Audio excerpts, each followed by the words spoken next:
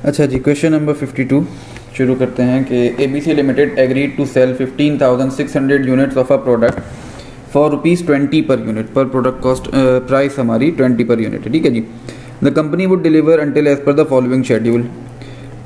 1 फरवरी 2019 को 3,000 यूनिट, 1 मई 2019 6,000, 1 जुलाई को 2,000, 1 अक्टूबर को 3,000 और 1 दिसंबर 2019 को हम रिमेनिंग यूनिट्स इशू कर रहे होंगे, ठीक है जी। रिमेनिंग यूनिट्स अगर मैं हिसाब लगाऊं, टोटल 15,600 मुझे यूनिट्स सेल करने हैं। ये यूनिट्स मैं ऑलरेडी सेल कर चुका हूं, तो 1,600 यूनिट्स मुझे मजीद सेल करने होंगे, ठीक है। यहाँ तक ये टोटल मेरे 14,000 यूनिट्स हैं, ठीक।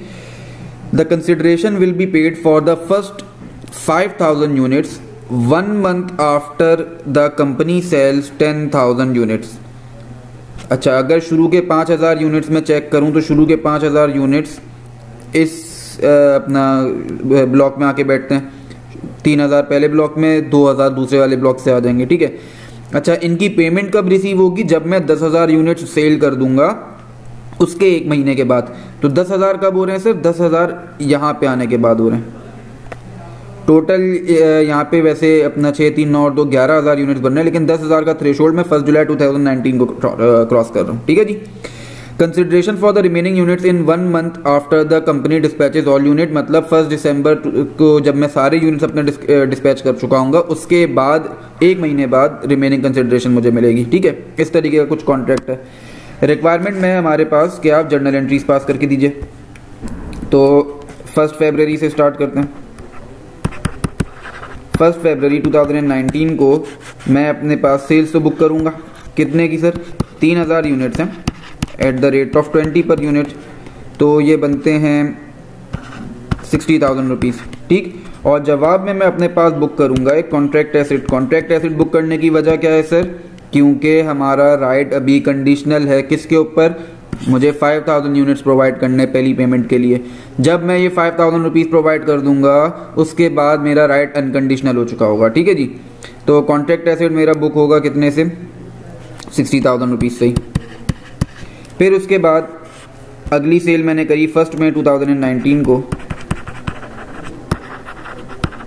कितने यूनिट सेल किए मैंने? 6,000 यूनिट्स। तो सेल्स बुक करूंगा 6,000 यूनिट्स की eight the rate of ₹20 per unit, तो ये बनेगा 120,000।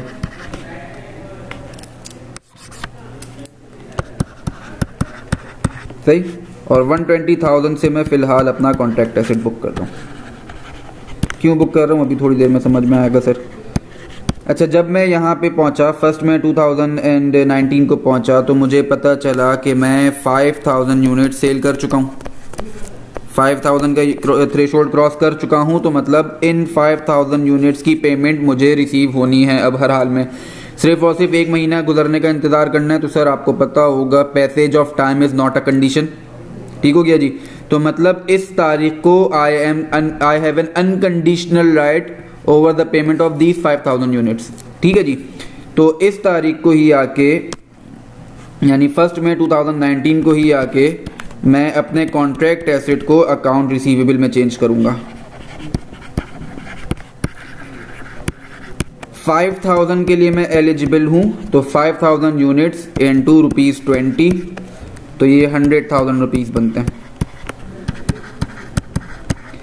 यहाँ पे सर कॉन्ट्रैक्ट एसेट इसलिए बुक कराया था क्योंकि कुछ गुड्स ऐसे थे जिसकी राइट अभी भी अनकंडीशनल है, ठीक। तो बजाय इसके कि मैं एक ही एंट्री में बाइफरकेट करता फिरूं, मैंने 2 अलग अलग एंट्रीज पास कर ली। पहले तमाम के तमाम को कंडीशनल रखा, फिर उसके बाद जो मुझे पता है अनकंडीशनल है उनकी एंट्री मैंने पास कर ली, ठीक हो गया जी। तो 1 मई 2019 को मैंने ये एंट्री पास करी। फिर उसके बाद बोला है मुझे कि 1 मंथ के बाद पैसे मिलने हैं, तो 1 मई के बाद 1 मंथ आएगा 1 जून 2019, सही। यहाँ पे एंट्री में पास करूंगा cash debit and account receivable credit. कितने से सर? 100,000 रुपीज़ से,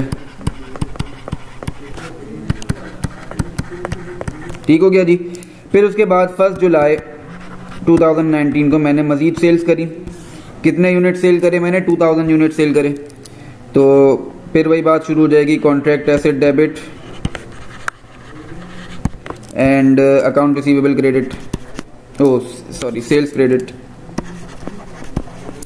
2000 यूनिट्स मैंने सेल किए हैं, 2000 मल्टीप्लाई बाय 20, 2000 ही देते ना, हाँ 2000, ये बन जाएगा मेरे पास 40,000 रुपीज़।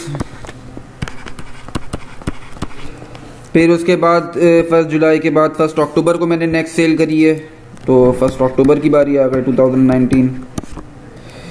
यहाँ पे मैंने सेल करी है 3000 यूनिट्स की, तो फिर से contract asset debit and sales credit 3000 units at the rate of ₹20 per unit, तो 60,000 रुपीज़ बनते हैं। 60,000 से ये एंट्री पास हो जाएगी। फिर उसके बाद 1 दिसंबर को आगे मैंने अपने रिमेनिंग यूनिट्स यानी 1600 जो बाकी बचे हैं वो यूनिट्स भी सेल आउट कर दिए। तो 1 दिसंबर 2019 को अगली एंट्री मेरी पास हुई contract asset debit and sales credit 1600 units at the rate of 20, ये बन जाएंगे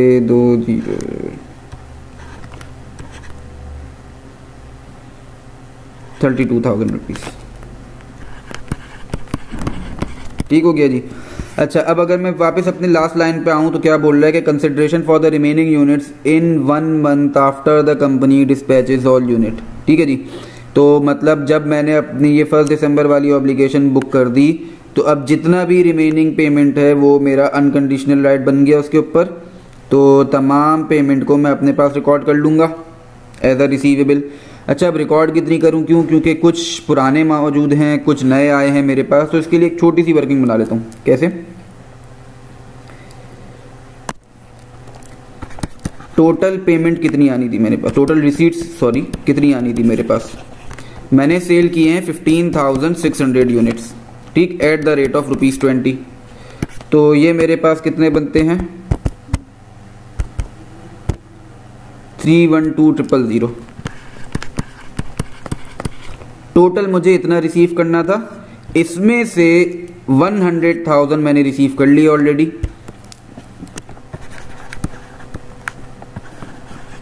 ऑलरेडी रिसीव्ड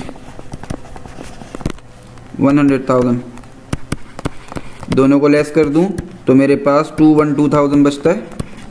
ये वो पेमेंट है जो मुझे अभी मज़ीद रिसीव करनी है। तो 1 दिसंबर को मैं अपनी अगली एंट्री पास करूंगा अकाउंट रिसीवेबल डेबिट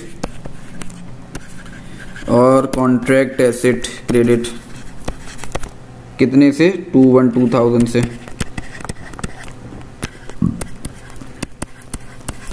सर, इसको फाइंड करने का एक छोटा सा तरीका और भी है कि अगर आपको टोटल 15,600 यूनिट सेल करने थे, इसमें से 5,000 यूनिट्स आप सेल कर चुके हो और इनकी पेमेंट भी रिसीव कर चुके हो, तो रिमेनिंग आपके पास 10,600 यूनिट्स बाकी बचे एट द रेट ऑफ ₹20। तो 212,000 मुझे रिसीव करने हैं। चाहे तो आप ऐसे निकाल लें या एक छोटी सी वर्किंग बना लें, इट्स योर चॉइस। ठीक, इसी के साथ साथ 31 दिसंबर 2019 आएगा, एक महीना मेरा गुजरने के बाद। तो यहाँ पे एक एंट्री और पास होगी कि cash debit and account receivable credit, कितने से? 2,12,000 रुपये से।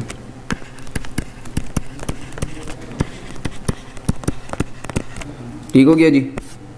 अच्छा जी, आगे बढ़ते हैं।